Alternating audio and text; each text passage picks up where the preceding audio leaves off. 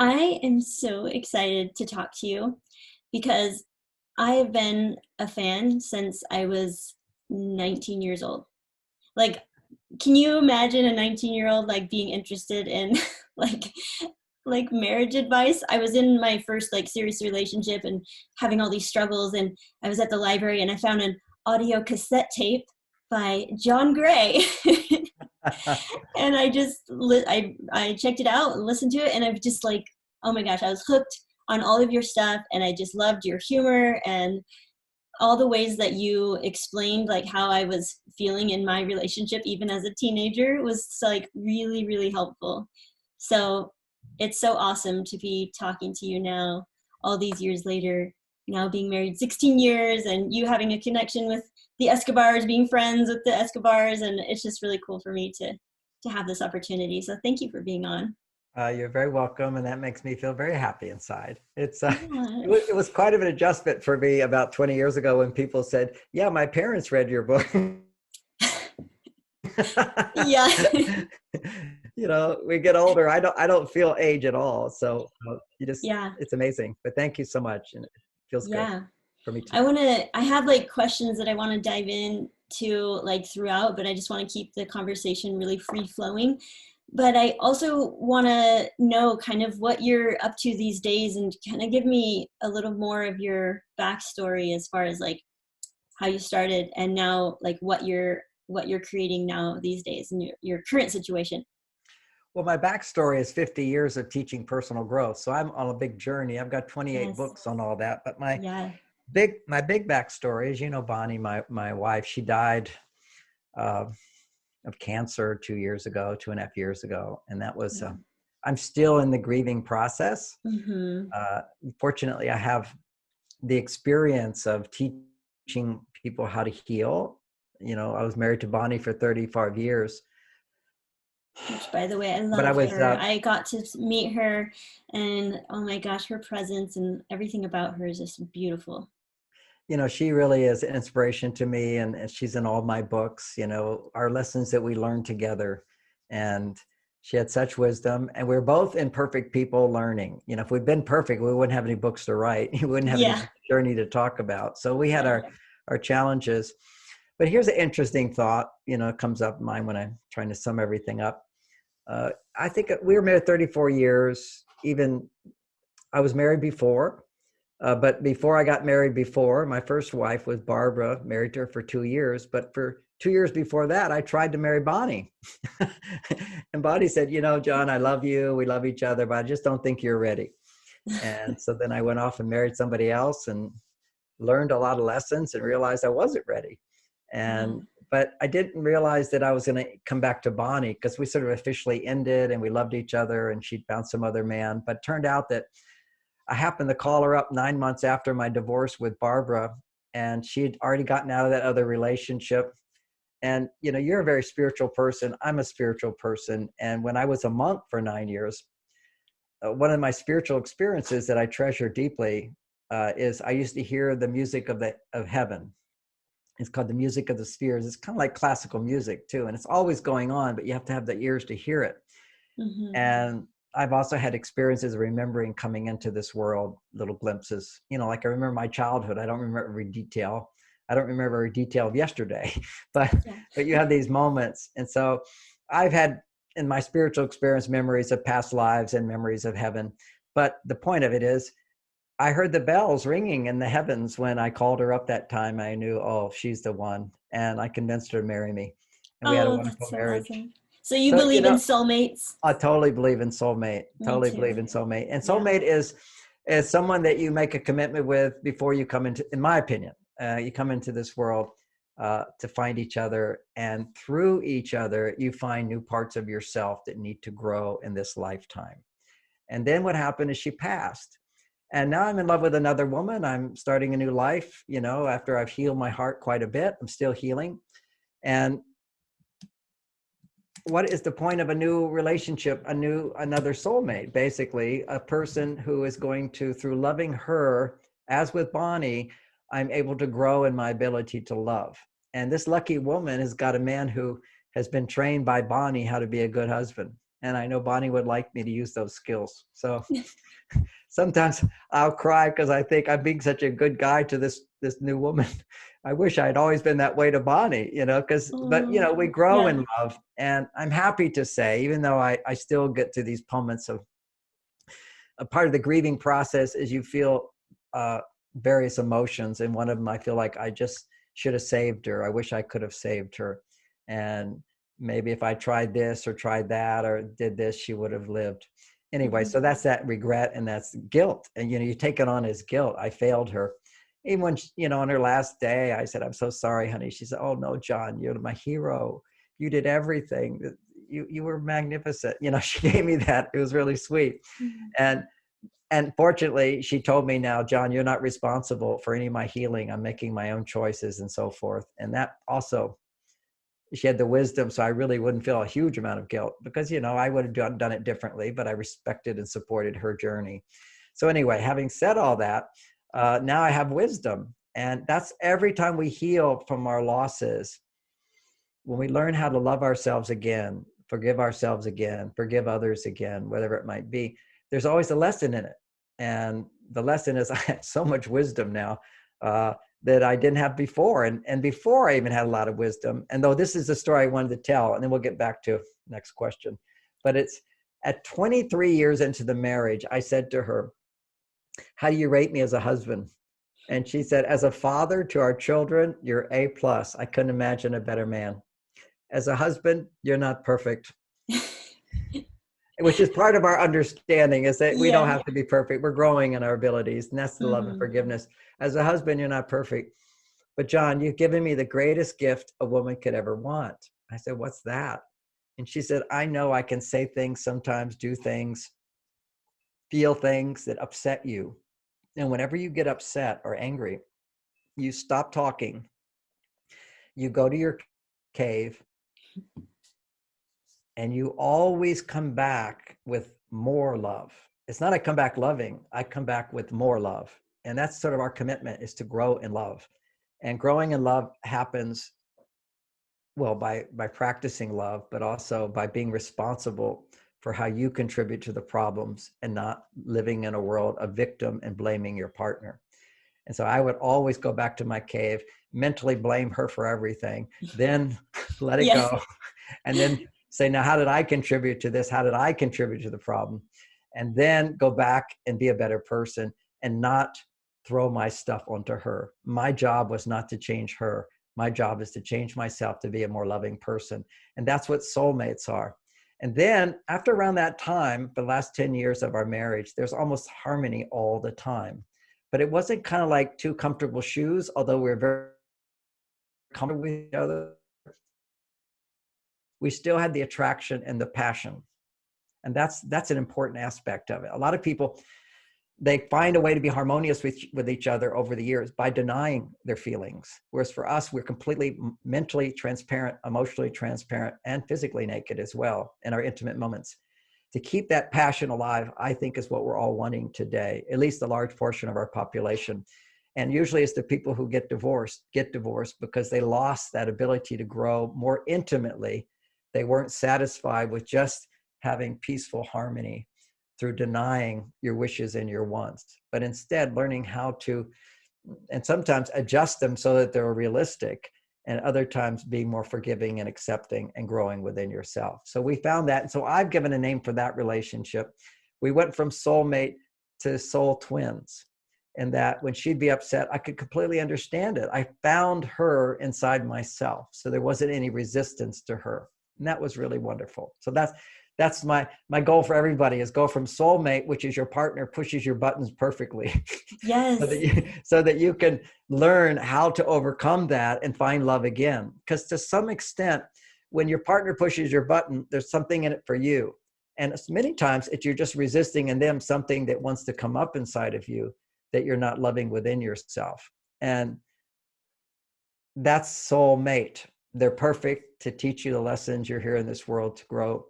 Because see, if somebody else upsets me, I don't really care that much about that person. I'll just let it go. But if my Mhm. wife upsets me, it hurts. I mean, I get really upset inside. It's painful when somebody you love dearly is rejecting you, or you're interpreting they're rejecting you. Yes. You're interpreting that they're not appreciating you. You're interpreting that they don't love you as much. That's hurtful. So when you get down into that pain, now you're into the place where you can change your programming and become a better person. But somebody else, somebody the other day, they shot me the finger when I was driving. They pull up next to me and they shoot me the finger. And I said, "Oh, you must have had a hard day," and then went on and let it go. although, Yes. although I do remember it, because the reason I remember it is because I was so amazed that I didn't get upset about it. You're all See, proud of yourself, like, oh, that's just like, I'm making progress. yeah, making progress, right? Yeah. It didn't bother me at all. But in an intimate relationship, that's the soulmate. Your partner has the ability to trigger the deepest feelings that need to be healed within you if you learn how to do it, because you can then come back to love. See, I don't know that person in the car, so that's not going to be a trigger for me. I don't really care that much about them. I wish them well. It's like I'm Mm-hmm. an evil person or something, Mm-hmm. but they're not that important to me. My wife is important to me. My children important to me. But your soulmate, that because there's this natural love chemistry that you feel, they can push your buttons and you get pushed, but you can always come back to that love. There's a place to come back to. That's my point in that. And then Mm-hmm. as soul twins, we just had worked through our stuff so much that uh, there wasn't anything we're resisting each other. We sort of like found our oneness, and now I have that oneness. I have it actually almost with everything to a great extent. One of the gifts of grieving for my loss of my wife is the deep opening of my heart even more. Is she loved trees. She really got off on nature. And, I like trees, but it's Yeah. not like I love trees. Mm-hmm. Every week I go for these walks, and where I live, we have these gigantic redwood trees. And I just walk through them like I'm a little tiny miniature person looking up at the Grand Canyon. And I'm in awe of the trees. And that's the way she was. She was in awe of nature and cared for it. So that's rubbing off on me. It's come Yeah. out even more inside of me, which is why I was drawn to her in the first place. It's just she has Yeah. qualities. I love that. And I want to go back to the whole, like, the times where we feel like we're being triggered, or our feelings are getting really hurt. And I'm now life coaching, and I feel like this comes up a lot for me, where women are expressing their frustration around their husband, feeling almost like it's like sharing it as if this is probably worse than the average marriage. Like, there's something really wrong in my marriage, and I don't know whether I should leave him, or I also feel like there's got to be a level of realization around the lessons that are to be learned in that relationship. But what would be like advice that you would give for women when they are feeling like attacked, or they're in a really negative space around their relationship, feeling almost like, I don't even know if we're going to be able to make this work? Let's start with the first thing you said, which is you're in a relationship and you're wondering, you know, is this just really a bad relationship? Because it seems like everybody else has a better relationship. We're always comparing, that's how we work as human beings. We Hmm. compare. The first thing people should know is you never know what goes on beneath the covers in somebody's marriage. You don't know what's going on. And Yeah. as a therapist, we know all these people are having challenges. So look statistically at, more than half of the people who get married have so many problems that they have to get a divorce. So that's first thing. Are all these problems common? Yes. Do we have solutions for them? No. So let's look at that part of it. They're problems that are very common and nobody's figured it out. Some people have, but Mhm. let's just look at nobody's figured it out. Then we look at how big the problem has become. Is now twice as many people as 20 years ago are not even getting married. Now that means they couldn't even get to the point of opening their heart where they wanted to get married. Mhm. That's how challenged we are right now. It's like everybody's in a wheelchair when it comes to relationship skills. And what dramatically happened? So in order to solve the problem, first of all, is to realize Yeah, you're not alone. If you're having marriage problems right now, particularly during this COVID time, where people are not getting the normal support they would get from their friends, from their family, from their work, from their job, from being in nature, being out in the world, traveling in the world, all of those activities of life nourish our soul so that we can be happy. We depend on like all the vitamins, vitamin A, B, C, D, E, F, G, all those vitamins. I don't know if there's a G, but maybe it's John Gray. Yeah. So vitamins, you need vitamin A, B, C, D, E, F. So those vitamins are essential. Let's say that you have all your vitamins, but you're missing one. And that day when you get that one vitamin you're missing, you'll suddenly feel whole and complete and wonderful. And just to make the metaphor more complete, let's think about it as you have all your vitamins except vitamin D. Now, vitamin D is produced when you get sunshine. So let's say you're feeling just not really good, but you've got all your vitamins, but you're missing vitamin D, and you go out and there's sunshine. You go, oh, I feel fantastic. I feel wonderful. I'm out in the sun or I'm out in the woods, whatever. You're getting the vitamin that you're missing and you feel so good. That's why relationships will generally feel good if you're happy, and then you meet somebody, you become happier. That becomes ecstatic. But then if you take away all the other reasons you were happy before you met them, then they lose their ability to make you happier. So we should think about a relationship is not to make us happy. And if you're unhappy, that's your problem, not your partner's. That's very important. Happiness is not your partner's, it's not your partner's problem. It's I know, your but problem. people will always argue that. They're always arguing, well, no, but he says this and he does this. Like, Yeah, it that's is right. his problem. He can't treat me this way, kind of stuff, you know? That's right. No, your mind will always find evidence to justify your unhappiness because you're unhappy. Mm-hmm. When you're unhappy, let's look at happiness for a moment. We know that when we're unhappy, and it could be anxious, when we're depressed, when we're resentful, let's just throw that all into the category of unhappy. Okay, unhappy, complaining, discontent, not feeling love. We know what's happening in your body at that time. For all of those conditions, what's going on in your body is elevated stress levels. You're in a fight or flight response. That's it, fight or flight response. Why are you in a fight or flight response? Because whatever you're thinking or doing, if you're a woman, you're not making female hormones. That's very interesting. We can Mm-hmm. biologically prove that. And men, if you are discontent, not motivated, selfish, irritable, angry, you're not making male hormones. You're making female hormones. We are Mm. in role reversal. Oh, That is why, interesting. that is the reason there are so many problems in relationships today. And I would expand that to the war. When you're a woman on your male side, you're not loving your female side. You're not nourishing your female side as much as it needs. You can be on your male side. You can run companies. You can be soldiers. You can fly jets, whatever. You can be a decision maker. All that stuff, which is traditional male jobs, you can do that. But you'll be unhappy unless you balance it by making enough time to nourish your female side. Your female hormones are deficient, and therefore you're unhappy.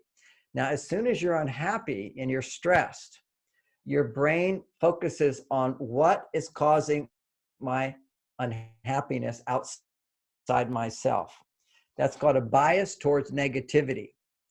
See, the way the brain operates, if I'm not happy, I have to find out why am I not happy?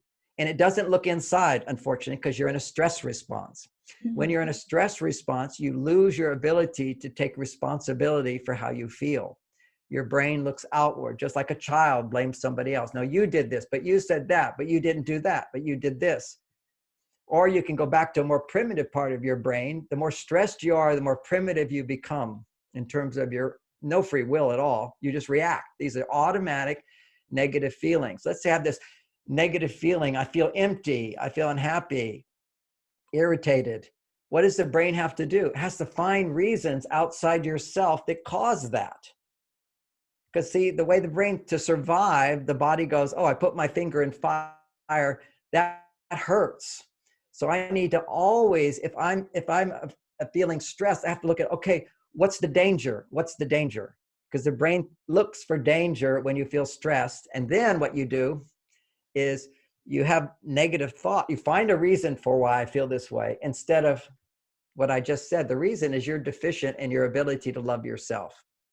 Maybe you're not loving yourself. Maybe you're not taking time to have enough fun. Maybe you don't believe in God. That's why I love talking to you, because I know you believe in God. The greatest gift a woman can have for female hormones is belief in God. But that's just one of the vitamins, vitamin G. Then you have to have fun. You have to have safety. You have to have self-sufficiency. You have to have romantic skills. You have to have work. Well, how do I serve others? How am I responsible member in the community? It's a whole big picture. And normally our lives have that. And then we get married and then we experience this intoxicating drug called making love. It's intoxicating. And the brain goes, that's what makes me the happiest. So if I'm not happy, why am I not happy? Because he or she is not making me feel so good. Because you just have these memories of peak experiences of being in love and then making love. So that's our addiction, is looking to our partners as responsible for our happiness. So therefore, we now take it personally. If you're not making me happy, then it's your fault. And so we have to teach people what we have to say to ourselves again and again through our behaviors. It doesn't just, not a concept. You have to practice the behaviors of, if I have a negative complaint, don't utter it out loud, but listen to it. Never ignore what you feel. But if what you feel is beneath you, if what you feel is not loving, take time to embrace that part of you with love and forgiveness and understanding. And that's called processing what you feel and turning negativity into positivity. I'm not going to explain how to do that right now, just to get the big picture. Mm-hmm. If you're a woman and your mind is constantly finding justifications for why you're unhappy, that's what you're telling me. It's just like you say, you know, you're responsible for your happiness. And they'll say, no, I have all the evidence why all these things doesn't make me happy. Mm-hmm. And you say, that's all true. That's absolutely true. But, you know, if you were actually happy, that wouldn't be such a big deal. And if it wasn't such a big deal, the miracle is that your partner would actually stop doing a lot of that stuff. Now, nobody believes that until they can experience that, but that's what I experienced. Mm-hmm. When my wife started saying, here, I'll give you an example of one of our skills. Okay. This is in my book, Beyond Mars and Venus. You know, there's a lot of things your partner does that are annoying as you've been married for many years. Mm-hmm. And what happens over time is it becomes more and more annoying. Starts out little and it gets more and more annoying. Let's say he's late. The first time it's not that upsetting because you think, oh, I can change him. And then you try to change him and he doesn't change. And you keep getting more and more upset about him being late. Now, why are you more and more upset about him being late? Because the first time you weren't. It wasn't a big deal, but you thought, oh, but I can also help him and he'll change. But actually being late wasn't a big deal. But after many, many times, your brain goes, if he doesn't change, then he doesn't love me. And what I want to say to people is that if you demand him to change for you to love him, you're not a loving person. Now, the truth is you are a loving person and you think you're a loving person in that moment. But in that moment, your heart is closed because you're demanding change before you'll open your heart. And the symptom of not being loving is feeling angry, feeling resentful. Even though you have all the reasons for it. Okay, I have all the reasons, but right now, if I look at me, am I being loving? No, I'm not being loving. If I'm feeling disappointed with my partner, comparing them with somebody else, am I being loving? Would I want to do that to my child? No. Would I want to do that to anybody? No. They should feel free and loved just the way they are and with encouragement to become better, no doubt about that. But we tend to justify not being loving, okay? And as opposed to looking in the mirror and going, well, yeah, that person is not loving, but right now you're not loving. And when you're in a primitive part of your brain, you go, well, I'm only this way because of them. And now you're a victim. And if you're a victim, you will always be a victim, and your brain will find more reasons to be a victim to justify being unloving, because nobody wants to be unloving. Mm-hmm. We don't want to admit, I am an unloving person. But so we have to understand that if you give your husband unsolicited advice, you should do this, you should do that, Most men are not going to feel that's very loving. You're trying to change me.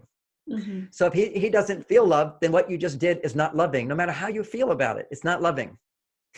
Mm-hmm. If you get mad at him, if you look at him with disapproval, unless he's saying, do you approve of that? And wants to know, and he won't want to know. He doesn't want to know your negative feelings, just Yeah. like you don't want to know his negative feelings. Women always say, I want to know what you're feeling, because they actually want to know that what you're feeling is that you still love them. You Yeah. love me. Yeah. You're looking for reassurance. And he's like, if he has negative feelings, at least men, although we all have our challenges, men tend to, if they're on their male side, they tend to become quiet. And they come quiet for a variety of reasons. Sometimes they might be a little mad at you, they become quiet. Sometimes it has nothing to do with you. It has to do with some problem he hasn't solved. It could just be, that's how my stock's doing. Right now I'm doing the stock thing. I'm learning what people are doing. I like to learn. Yeah. This is the time. So I'm learning how to do stocks. So I found myself going to the computer every 15 minutes. How's my stock doing? How's my stock doing? I said, Yeah. oh, this is an addiction. I don't need that in my life. Mm-hmm. So actually I'm practicing just not looking. I do it. Hey, just let it go. It's do its thing. Yeah. So but I got a little off the subject with that, but that becomes an addiction. And Mm-hmm. so anything that you have unhappiness around, your brain becomes addicted to thinking about it. This is now proven. Oh. When people are grieving and they're chronically grieving. Now, let's say these are people who, like for me, I can cry right now. My tears are over. I just spent a 4-hour talk I gave and talking about Bonnie. So they're not like flowing right now, but I can just talk about, I give you an example. This is called a man in grief. I'm totally happy. I'm more happy I've ever been in my life. And at the same time, I can think about my wife and I love her so much. I miss her so much. So I'll just say one little thing and you can see, I go right to it. It's not like it's fully healed yet, but it's not so painful as it used to be. And it's always saturated with more love for her. But I was driving home from the airport and rushing. And as I'm rushing home, I say to myself, why am I always rushing? And it's the first time I said, oh, because I want to be with my wife. I just unconscious, but I was still rushing. And I go, why am I doing this? Because I want to be with Bonnie. So now I don't rush. Even when I slow down, I think about her. But I look at another thing I'm doing in my big house that I have, and I'm all alone here, is the lights. So for many years, Bonnie would complain to me, and this is a practice of love I said I'd mention. She complained, John, you forgot to turn out the lights. You're always leaving the lights on in the living room. Our bill is so high, And then sometimes she says, you left the lights on again. How many times I have to turn out the lights? Can't you remember to turn on the lights? Another day she'd come in, John, do you expect me to turn out the lights all the time? You know what it's like. This is what goes on in relationships. That's a little annoyance. And in the beginning, he leaves the lights on a few times. It's not a big deal. Why does it become a big deal? See, the nature of women is to amplify their upset to try to change a man. That's our what nature? we're doing. That's your nature, yes. Oh. Amplify your emotions to communicate. Let's go back where that comes from. First of all, we all have this primitive brain, which is if I step on your foot and you can't communicate, that doesn't work for me. It's kind of painful. Would you please not do that? But you don't have words. Monkeys don't have words. So we have all these monkey reactions in our brain, which are called emotions. And I'm so sorry about that. It's okay. Turn that off. We have all these monkey emotions, which is, and it makes sense. If you're a monkey, you can't talk. If somebody steps on your foot, you got to let them know, this is your husband, he's stepping on your foot. You got to go, ow. And then he doesn't do it, but he forgets. And so you go, ow, ow. And he does it again. You go, ow, ow, ow. And see, nobody's ever stepped on his foot before, so he doesn't know how it feels. And so then you start wanting to step on his foot. See what it feels like? And that's called revenge. This is human beings. This is all this programming of getting revenge, an eye for an eye. Remember Gandhi said, an eye for an eye, everybody will go blind. This is like a fool's solution. It's forgiveness is the answer. We're still trying to figure that out. You see, you can't forgive unless the blood flow goes to the part of your brain where you have free will. We're born with the potential for free will, but we have to develop it. During this COVID thing, I have a trainer for my body. I'm getting to be like your dad, You got got big muscles. I got these big muscles now, and I lift these heavy weights, like in a few months, I've done like 20 pounds more on all my machines, and I Uh-huh. lift those weights. I feel so powerful. I feel so strong. But in the beginning, it hurt and it was painful. It's still a little painful, and I choose that pain. Well, that's what we have to do when it comes to our emotional pain, is we have to choose it, don't resist it. You see, if you're in pain, you say, oh, you caused my pain, so now I have to change you, and then my pain will go away. As opposed to, my job isn't to change you, because love is not seeking to change someone. Hmm. Love is Well, what about accepting. like, so that makes sense, like when they do annoying things like that. But what about if they say hurtful things to you? So What do you that's do? like that's a sign. Well, what I think is that it's a sign that you're still not loving yourself enough if that what he says is affecting you in that way. Is that like what you would say? Like, how would you advise people to? That's such a great question. Let me take a moment to get there and just finish one thought, Okay. which is because I went off on somewhere else when I was talking about my wife and pain and all that. So this thing about turning out the lights, why is it so upsetting? Because now when the lights are on, you feel powerless to get what you want. And what you want, the most important thing you want, the lights to be turned out? No, but it feels like, oh, I can't get what I want. Now, the next thing is, if he doesn't do it, then that means he doesn't love me. And that has nothing to do with whether he loves you. If your husband's in a wheelchair, you don't say, husband, if you love me, you'll walk. Certain things just aren't going to change about your partner. The things, particularly, they're not a big deal. And if it was a big deal, you wouldn't have married him in the first place. So Mhm. but we'll get to where we create problems, which are what you're talking about, where he says mean things. That's the result of early problems. So Mm. anyway, so this annoyance and irritation that she has with me, and her way of communicating was the way her mother did it. Just give me this stare like I'm disapproval. You left the lights on again. This just terrible, terrible communication skills. Getting upset about it, pouting about it, then being in a bad mood because of it. How many times I have to tell you, you never do this, you always do that. Any of those phrases, that's your problem, not their problem. And if you say those things, you anchor your partner into those behaviors. And I felt this, I can say that, but I actually had the experience. She figured it out. She came to me one day, and this is probably after like 20 years. I was in the kitchen making a sandwich or something, and she popped her head in. She says, hi, John. A smile. Maybe the smile said, hi, John. And she just says, hi, John. I just want you to know, so many times, I notice now so many times that you turn the light out. And I really appreciate that. And still, sometimes you forget. It's not a big deal. But when you were trying to remember, I really appreciate it. Thank you. And walked out of the room.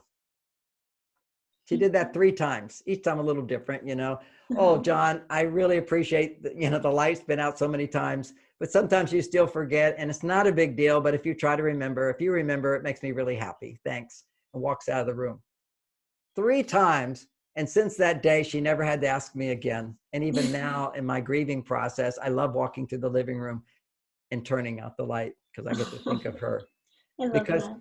the reason I changed is, first of all, the lights are not a big deal to me. It's just not a big deal.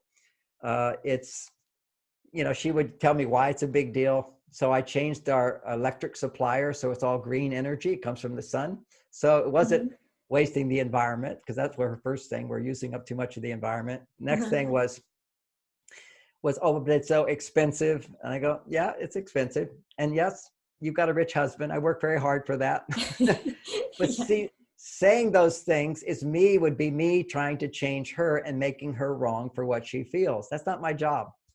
So I never told her that stuff. Maybe I had a peaceful conversation one time. It didn't make a difference. She just had this button that got pushed, because for her, it's very easy to remember to turn out the light. That's her world. She's a environmentalist. She's always into protecting and saving and those things. So that's her value. That's what she's into. I'm into saving marriages, and Mhm. other people can do the other stuff. So we all have our instinctive priorities. It really wasn't a big deal to me. So it was hard to change. But what is a big deal to me was the experience of the delight and pleasure she gets out of me turning out the light.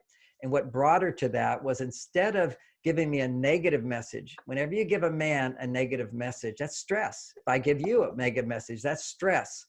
What we do is resist. And so if we're in the monkey part of our brain, and men can be on the female side of their brain as well, the female side wants to communicate how upsetting things are. It amplifies, gets Mm-hmm. upset about stuff. That's estrogen. Estrogen amplifies. Testosterone, the male hormone, detaches, minimizes. No big deal.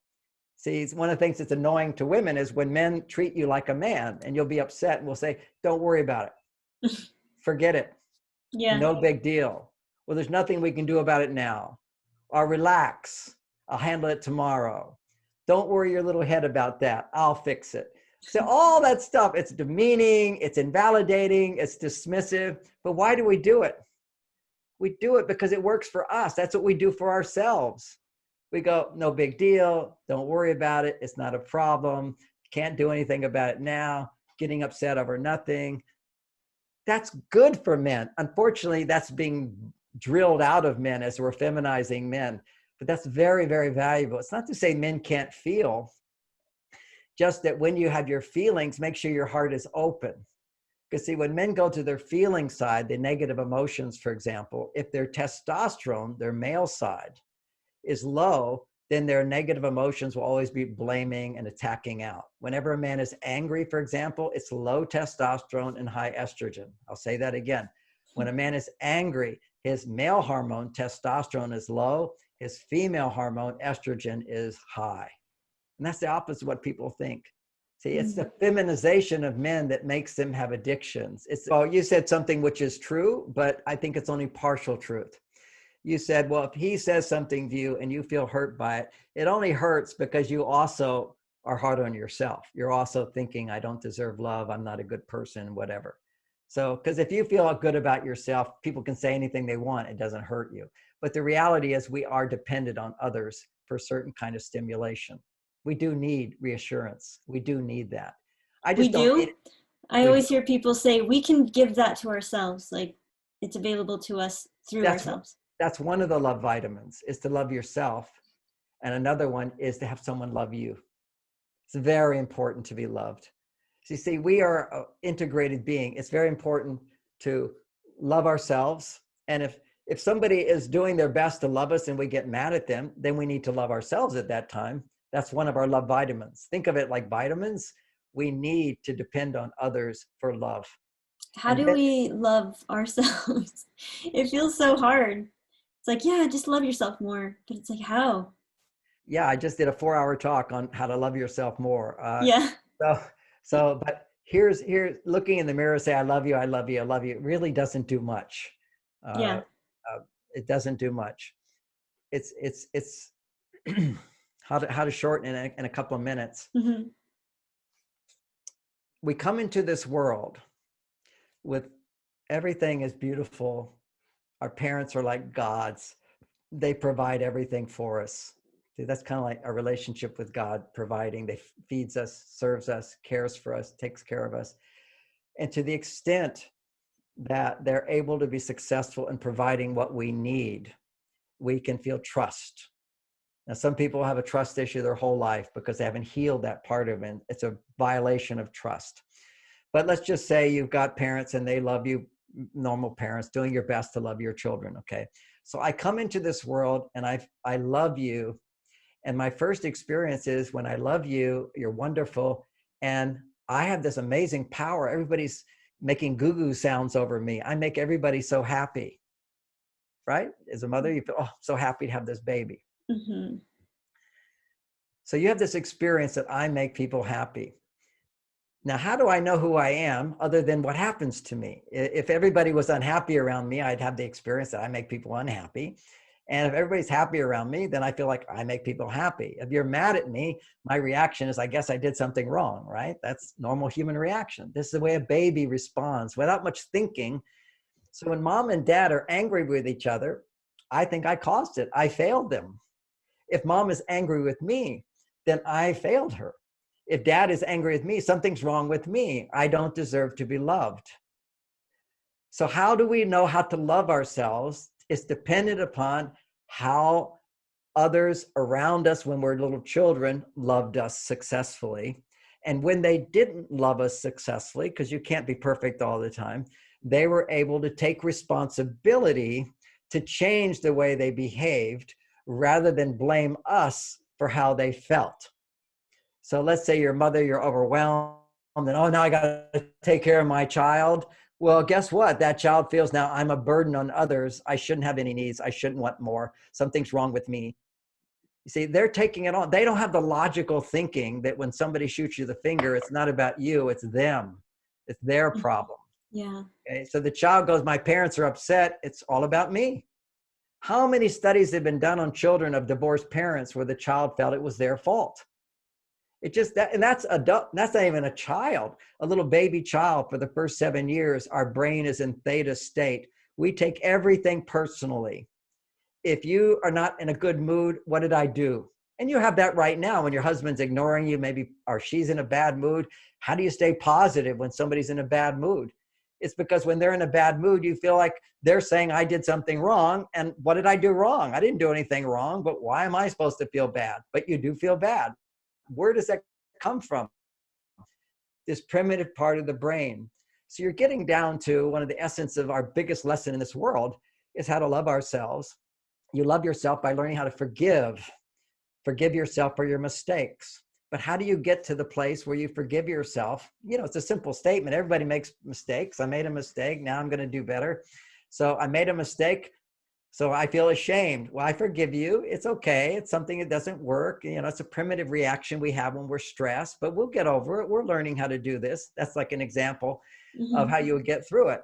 Forgiving yourself for making mistakes, except people don't know how to forgive themselves for making mistakes. All we do all the time is avoid taking responsibility for our mistakes. You can't even get to the place where you realize I made a mistake. I have to forgive, because so much of the time when we make mistakes, we don't want to feel it. We overeat. We have addictions. We over complain. Women tend to project onto others that you made me feel this way rather than this is my stuff. I'm not loving right now. I need to do something about my stuff. So how do you get back to loving yourself and being happy? Well, I wrote a book called Beyond Mars and Venus, which is all these adult behaviors we can do for women to stimulate more estrogen. You will love yourself more at that time. Men to produce more testosterone. You'll feel more self-love at that time. It's all hormonal. But when the hormones go out of balance, it activates the insecure child inside that says, I don't love me. Okay, because I didn't make mommy happy or daddy happy. So when that's happening, there's a way to process. Go back in time and imagine you're a child. I'm not loving myself. Why am I not loving myself? Well, I've already explained, because my parents are not taking responsibility to love me. And when they're not loving me, they blame me when they're unhappy with me. Oh, I got to take care of this child. Oh, it's so much. And they take it out on their kids, or they yell at their children. Just the worst communication skill. You yell at your kids. And yeah, we understand why you're yelling, because you're out of control. You're in your monkey brain as well. But the child is a monkey, basically. They don't have the brain power to feel worthy of love if you're not fully loving them in that moment. And you could actually totally love your child, just be mad at your husband or wife, and you're not loving in that moment. So you're not in a loving place. So the child can't feel that connection with you. So they feel unloved. All right. So now we know how to love yourself. This is where it comes from. No parent is perfect. But if you can imagine your parent being responsible for not loving you, then you can forgive them for not loving you. You can't forgive them for not loving you if they can't say, I'm sorry. If the parent said, I'm so sorry, I was angry with you. Now I don't like what you did, and we need to, work on that. But I got angry about that. And I want you to know my anger is not your fault. And you always are not responsible for what I feel if I'm angry or upset. That's my problem. And I'm sorry to you. I apologize for not being loving to you yesterday or today or whatever. I was careless. I was mean. I was whatever you were. Apologizing. But parents don't do that. And sometimes maybe they're never going to do that. Ultimately, it's like if a parent lives in a world where they're responsible all the time for what they do to become better, the child will love themselves more. But our parents didn't. They don't have this knowledge. So what you do is you feel, I'm hating myself. I don't love myself. I'm mad at you, but that's not, what am I mad at myself for? So many levels of this. But you get down to where you're feeling, I don't love me. Why I don't love me? Go back to a time in your childhood, which was difficult challenging, where you were punished, where you felt bad. Anything wherever you felt bad. And there's times where we feel bad. Go back to that time as far back as you remember. Write out on a piece of paper, I feel bad because, and pretend like you're that child. Try to get into that space where you're that child, because that's where you have the ability to forgive your parents and then love yourself. Now, why is that so? Because you first write out, I feel bad, then you feel bad. Now you give that child the ability to say, well, I shouldn't feel bad. You should feel bad. You're the parent. You know what's going on. So I'm angry with you. Find the anger, then find the disappointment and sadness. Find your fears. Find your feelings of guilt. I should be a better child. I shouldn't make you angry. All these are negative emotions, which I teach how to process negative emotions. Then you get in touch with what you want. I want you to love me. I want you to be happy. I want you to make me happy. I want you to tend to me more. Let the child express what it wants. Then write a letter to yourself as if the parent has just heard the child. And the parent says to the child, I understand why you're upset. I know why you feel bad. It's not your fault. I know you're angry with me. You have a right to be angry with me. I'm going to make a change. I know you feel disappointed and sad. You feel sad because this, and I'm going to try to make it better. I love you so much. I know you're afraid. I know you're afraid of this, afraid to even tell me how you feel, afraid you're going to be punished, afraid you're not good enough, afraid you can't get what you want. I know you have those fears, and I want you to know I love you. You're perfect for just the way you're supposed to be, and we have a whole lifetime to grow and be happy. I love you, love you, love you. So you have someone be like a super therapist, like saying all these loving things. Then to yourself, you're saying that to yourself, the part of you that needs to hear that reassurance. Then this is what changes. Then the parent writes out to you, I'm so sorry. I made a mistake. It's not your fault. It's not, you don't need to feel bad. You're my sweet angel. I love you. I'm proud of you. You know, mommy and daddy, we're not perfect. We make, and I realize I made that mistake and I'm going to make it up to you. I didn't do this for you. Next week, we're going to do this. You start making promises. You apologize. You make sure you're saying it's not your fault. And then you say, please forgive me. Please forgive me. And this is a therapy on yourself. Please forgive me. The child up to 12 years old will have an immediate automatic response if a parent says, oh, that's my mistake. Please forgive me. The child will go, oh, I forgive you, mommy. I forgive you, daddy. It's an automatic reaction. And so when you can forgive your parents, and you can only forgive them if there's something to forgive, so that's where the parent has to make the mistake, acknowledge the mistake. The child will automatically forgive the parent. Now you've learned how to have an imperfect parent and forgive them, which means now I love my parent and they're not perfect. So if I've learned to love my parents and they're not perfect, then if I'm not perfect, I can be loved. And that's where you start rising in self-love. And there's lots of techniques on that. I just gave you my most powerful technique, and it can't That's be really learned, helpful. but it's you know, I've written books on how to do this. You can do it yourself. You can go to a good therapist. Sometimes they can do it. Unfortunately, a lot of therapists, they're taught just feel sorry for someone and get them to talk about their feelings. The worst thing you could do when somebody's in pain is feel sorry for them. You're Yeah. just buying into their victimness instead of feeling empathy, trying to relate to what they feel from your own personal experience. And then that's empathy. And then instead of feeling sorry for them, go to feeling not sorry for them. And that's what compassion is they say, you know, this is what they're going through. And for me, I feel lucky that they came to see me because my love can help to heal them, but I know they're on a healing journey and I wish them well. Mhm. That's it. You don't feel sorry for people, but you can feel the compassion is feeling their pain without feeling sorry. And if it's within your means, you might choose to help them or not help them. Because, you know, people say compassion is feeling wanting to help somebody. No, it's not. It's feeling their pain and knowing that, you know, this is what they need to grow in their life. Mhm. And if there's some way you can help, certainly I'm happy to help, but I'm not going to help everybody.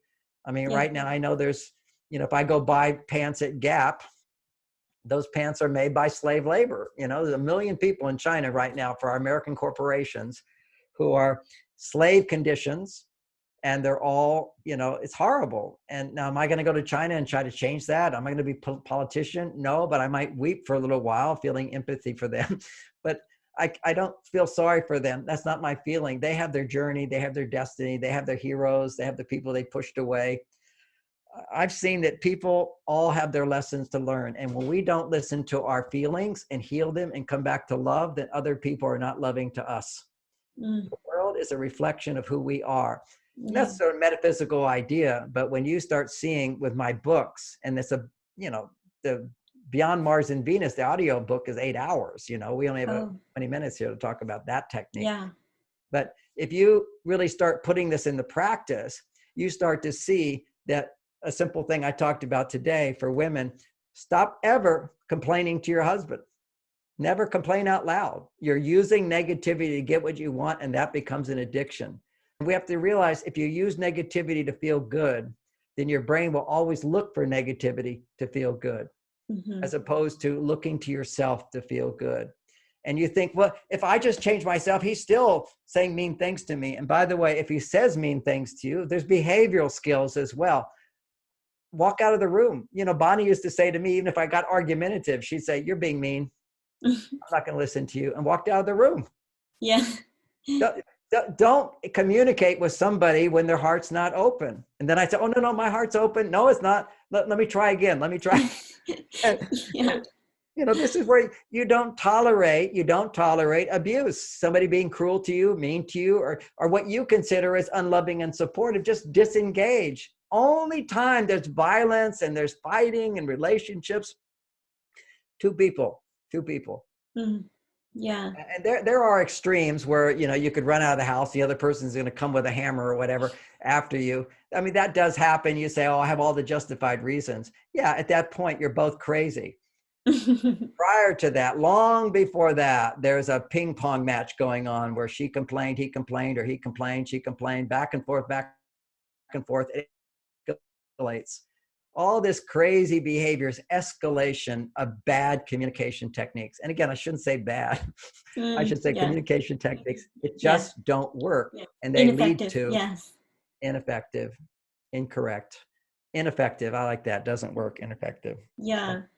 Well, thank you so much. That was so powerful. All that whole bunch of information right there. I loved it. And I appreciate hearing your perspective and the tools and advice that you gave around self-love, because I do think that that is like an epidemic these days. Like we're all struggling with it and we are not sure how to improve it. But I loved how you kind of walked us through that and gave us some good helpful tips around that. So thank you so much for your time, John. And I really appreciate all that you have to offer. Your books are amazing.